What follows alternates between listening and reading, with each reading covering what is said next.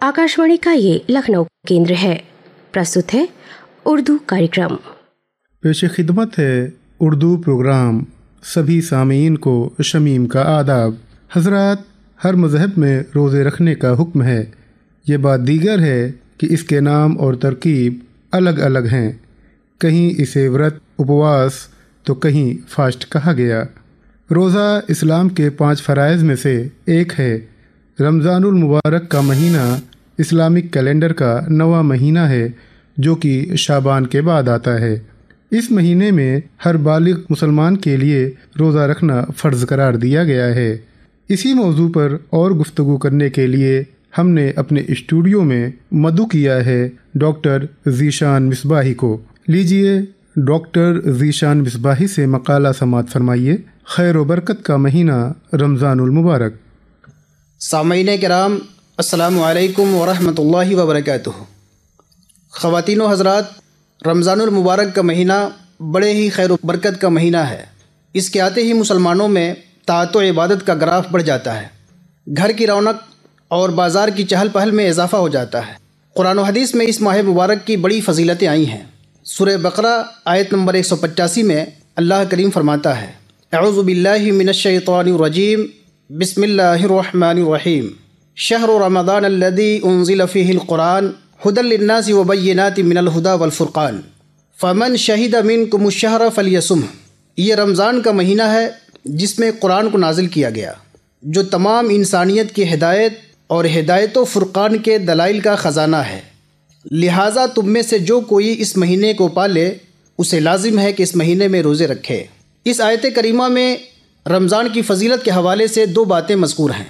एक ये कि रमज़ान में कुरान नाजिल हुआ, जो पूरी इंसानियत की हिदायत का सामान है, और दूसरी ये बात कि इसमें रोज़े फ़र्ज़ हैं।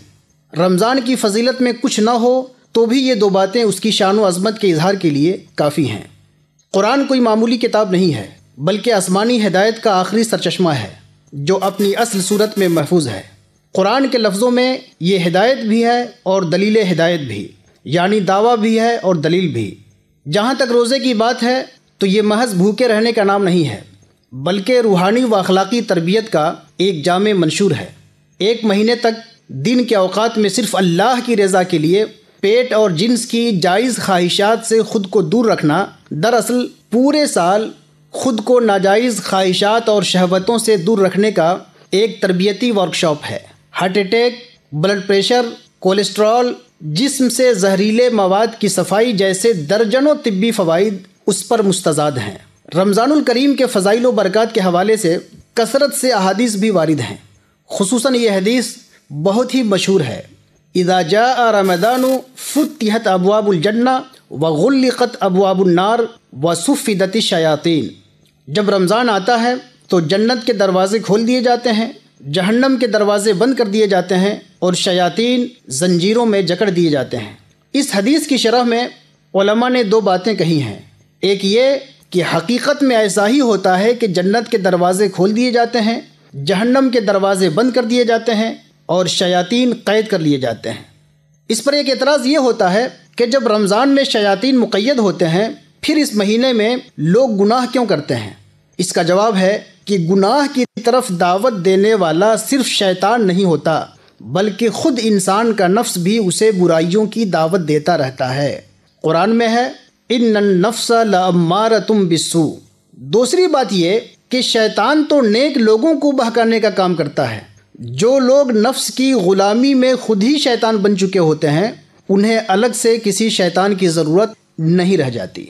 मज़कूरा बाला हदीस की शरह में उलमा ने दूसरी बात ये कही है कि जन्नत के दरवाज़े खोलने, जहन्नम के दरवाज़े बंद करने और शयातीन को मुक़य्यद करने की बात बतौर मजाज है। यानी इसका मतलब यह है कि रमज़ानुल मुबारक में नेकियां करने और बुराइयों और नफ्स के वसवसों से बचने की तौफ़ीक़ात ज़्यादा मिलती हैं, जिनसे जन्नत में दाखिले और जहन्नम से नजात के इम्कानात बढ़ जाते हैं। यही वजह है कि हर मुसलमान साल के दूसरे महीनों के बनिस्बत रमज़ान में ज़िक्र व फ़िक्र, इबादत व इताअत और सदक़ात व अतियात का काम ज़्यादा करता है। रमज़ान के अय्याम सहरी से शुरू होकर तरावीह पर ख़त्म होते हैं। सहरी के बारे में अल्लाह के रसूल सल्लल्लाहु अलैहि वसल्लम ने फरमाया कि इसमें बरकत है اور اہل کتاب کے روزوں سے امتیاز ہے۔ چونکہ یہ ایک مسنون عمل ہے، اس لیے اسے سنت و عبادت سمجھ کر کرنا خود اپنے آپ میں روحانیت کا عمل ہوا۔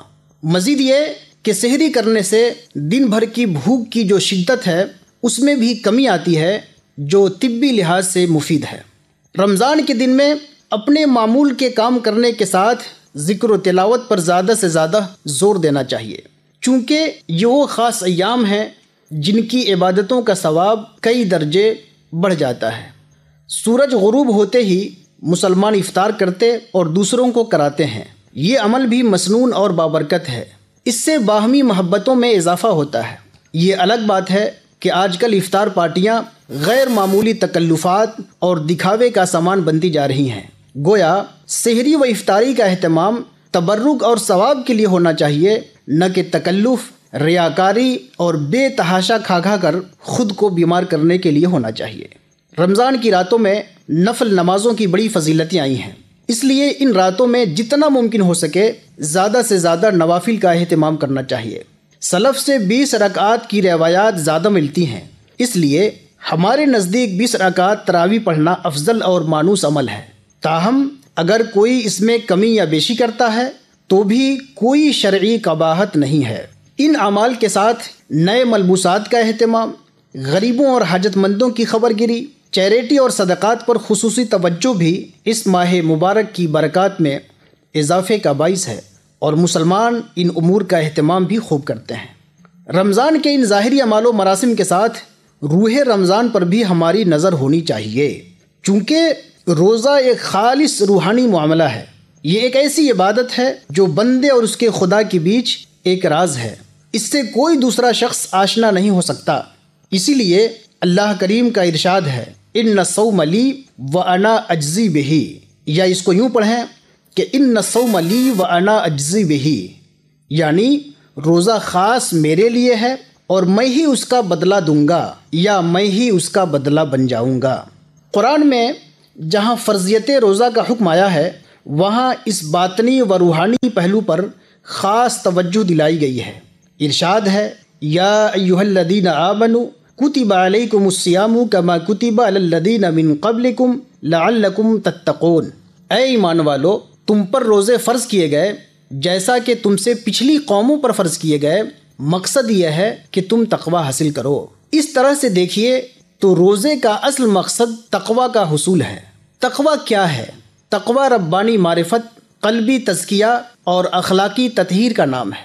اگر ہم نے پورے ماہ کے روزے رکھے لیکن ہمیں اپنے رب کی معرفت حاصل نہیں ہوئی، ہمارا دل کبر و نخوت، حرص و حسد اور نفرت و عداوت کے جذبات سے پاک نہ ہوا، اور ہم اخلاق و معاملات میں بہتر نہ ہوئے، تو اس کا مطلب یہ ہوا کہ ہم نے روزے سے کچھ بھی حاصل نہیں کیا۔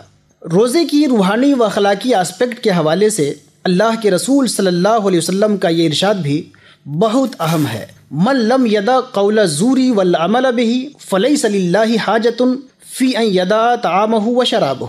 جو شخص جھوٹ بولنے اور غلط کرنے سے نہ بچ سکے، بھلا اللہ کو اس کی بھوک اور پیاس سے کیا غرض ہو سکتی ہے۔ گویا رمضان میں بھوکا پیاسا رہنا یہ اصل مطلوب نہیں ہے، بلکہ رمضان کا اصل مطلوب یہ ہے کہ آدمی خود کو ایک بابصیرت اور باکردار شخصیت میں تبدیل کر سکے۔ رمضان کے روحانی پہلو کے ساتھ اس کا سماجی پہلو بھی بڑی اہمیت کا حامل ہے۔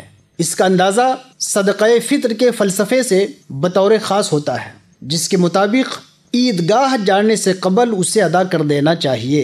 روزہ دار سے رمضان میں جو چھوٹی موٹی کوتاہیاں ہو جاتی ہیں، یہ صدقہ ان کا کفارہ بن جاتا ہے، اور اس سے غریبوں کی ضرورتیں پوری ہو جاتی ہیں۔